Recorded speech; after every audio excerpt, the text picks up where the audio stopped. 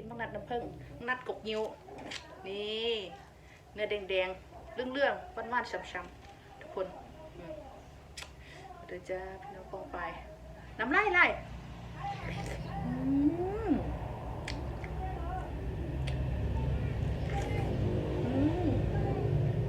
ทุกคนเบื้องเนื้อมันอุ่นนุ่นในเดิมมักนัดบ้านๆมักนัดน้ำผึ้งจากบ้านกุ๊กนิ้ว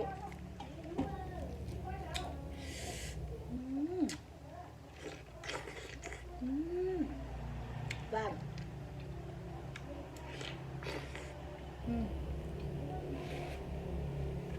นับแป้ง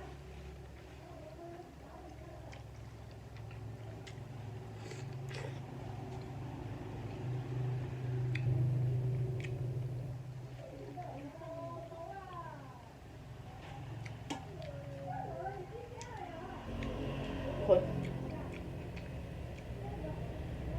เนื้อแน่นๆน้ำไหลบ้าน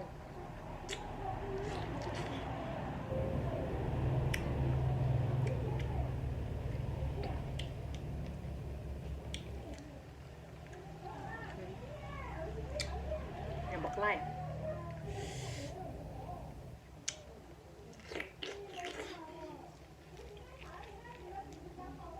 หน่วยนี้ยังนั่น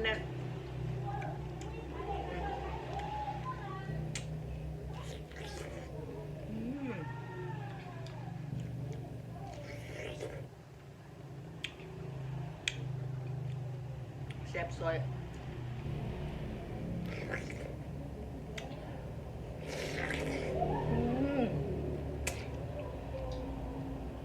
บาสนาอีดำยอง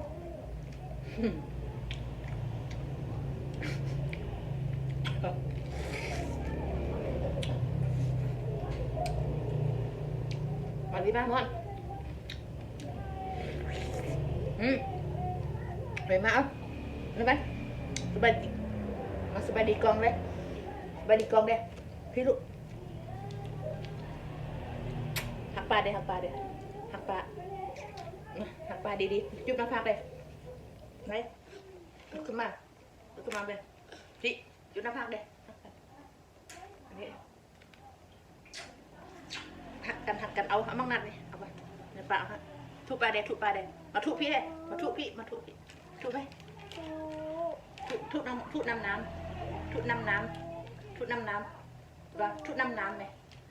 ทุบน้ำไป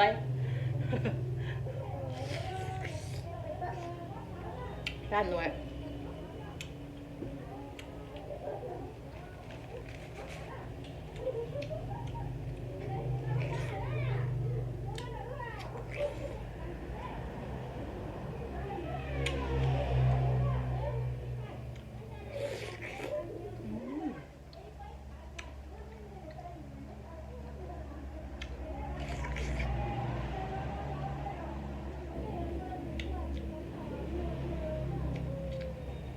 แซ่บปลาเดือน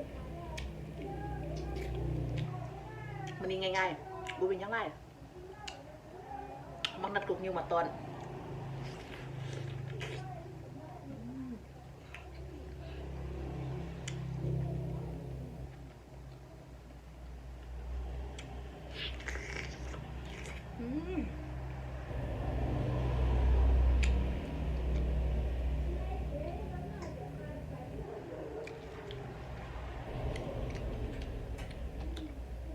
เรื่อยไก่ไปไก่มากันยืลืมแวะบ้านกุ๊กนิ้วซื้อมักนัดสวยอันเศร้านกน้อยเลยเด้อซื้อน้องนกน้อยเลยเด้อ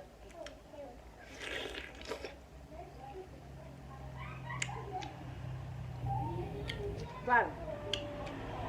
แซ่บปวดโผ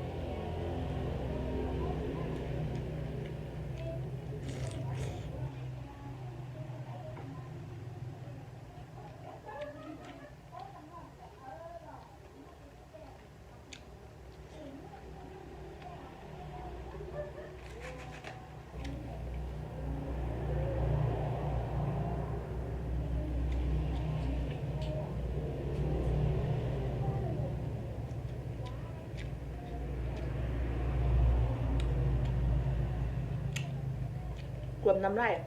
อ้วนปวกคุมันจั่วกินกิบหนึ่งกระอิ่มหรอน้ำลายเนื้อแน่นน้ำมักหนัดมันเพิ่งมาเด้อจ้า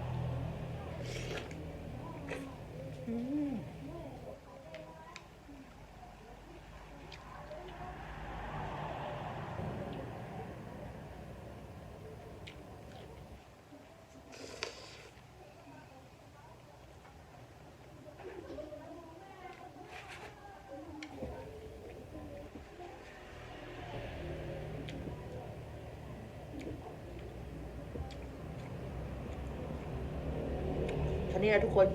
มาคิมิซึมซากุไรกระเสดเองถ้าจะไกลไปไกลมากก็อย่าลืมซื้อมังนันเพิ่งสวยน้องลูกน้อยปัดกุกเงียวเด้อถ้าประกันความแซ่บ